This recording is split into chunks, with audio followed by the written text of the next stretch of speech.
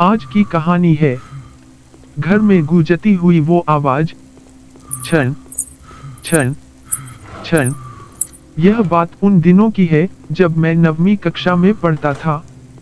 तब मेरी उम्र 14 साल थी। मैं अपनी फैमिली के साथ रहता था। मेरी फैमिली में मम्मी पापा और मेरी छोटी बहन थी। मेरे पापा गवर्नमेंट नौकरी करते थे, इसलिए हमें सरकारी क्वार्टर्स में रहना पड़ता था। जब मेरे पापा का प्रमोशन हुआ था तब हमने उस कॉलोनी में एक बड़ा सा फ्लैट ले लिया। उसके बाद हम नए फ्लैट में शिफ्ट हो गए। मैं बहुत ही खुश था क्योंकि मैं सोच रहा था कि मैं अपना एक अलग से कमरा लूंगा। पता नहीं क्यों, जिस दिन से हम उस घर में रहने के लिए गए थे तब से मुझे उस घर में अजीबोगरीब बेचैनी महसूस हो रही थी।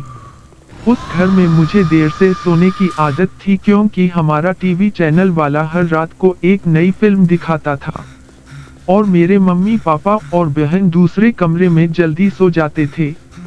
शुरू में तो सब कुछ ठीक था, लेकिन एक रात को जब मैं अपने बेड पर बैठकर मूवी देख रहा था तो अचानक मुझे रूम के बाहर से किसी की आवाज सुनाई दी। मुझे लगा कि मम्मी यहाँ पानी पीने के लिए उठी होगी। मैंने ध्यान नहीं दिया। हाँ, लेकिन मैंने टीवी का आवाज थोड़ा धीमा कर दिया। लेकिन 4 से 5 मिनट के बाद फिर से वही आवाज आने लगी।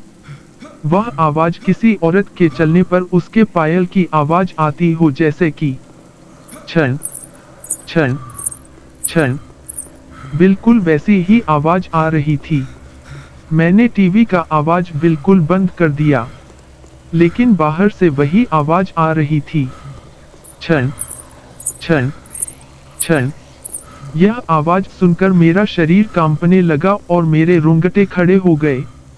आवाज लगातार आ रही थी और 4 से 5 सेकंड के लिए सुनाई देती थी, उसके बाद बंद हो जाती थी।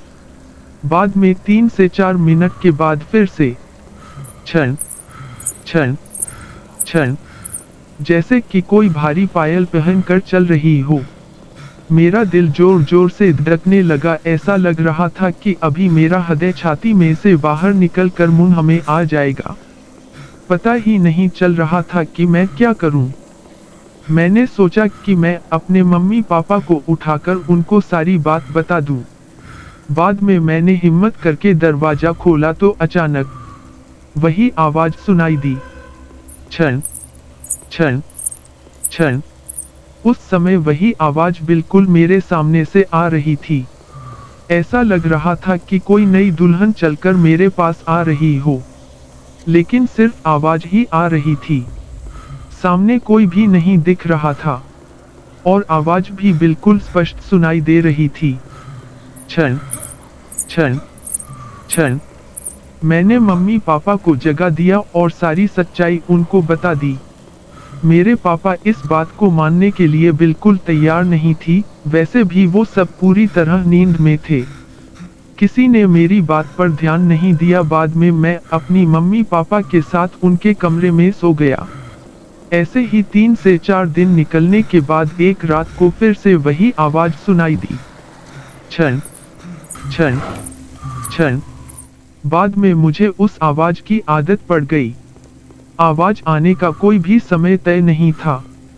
कभी कभी वह 10 बजे या फिर 10:30 बजे भी आती थी। परंतु एक बात तो पक्की थी कि वह आवाज सिर्फ मुझे ही सुनाई दे रही थी और किसी को भी नहीं। कभी कभी मैं उस आवाज से बहुत ही ज्यादा डर जाता था, लेकिन हमारे साथ कभी भी कुछ भी खराब नहीं हुआ था। 8 से 9 महीने बाद हमें एक नया फ्लैट मिल गया और हम वहां पर शिफ्ट हो गए। उसी फ्लैट में हमारी जगह पर जो नए लोग रहने के लिए आए थे वह हमारे जान पहचान के लोग थे। उनका बेटा मेरा बहुत अच्छा दोस्त था और उनकी फैमिली काफी बड़ी थी। एक दिन वह अंकल हमारे घर पर आए और हमसे पूछा, क्या आपको कभी कभी कोई आवाज सुनाई देती थी क्या? बस यही बात सुनकर मुझे पूरा यकीन हो गया था कि वह कोई मेरा वहम नहीं था। उस अंकल के पूरे परिवार ने वही आवाज सुनी थी। आखिर में मेरे मम्मी पापा को यकीन हो गया कि मैं झूठ नहीं बोल रहा था। बाद में उन लोगों ने घर में पूजा पाठ करवाया। हमने यह बात जानने की कोशिश की थी कि उस घर में आखिर हुआ क्या था। तब जाकर पता चला कि उस घर में एक नहीं बल्कि 6 आत्माएं रह रही है। उस बात को 14 वर्ष हो गए और अब मैं बड़ा हो गया।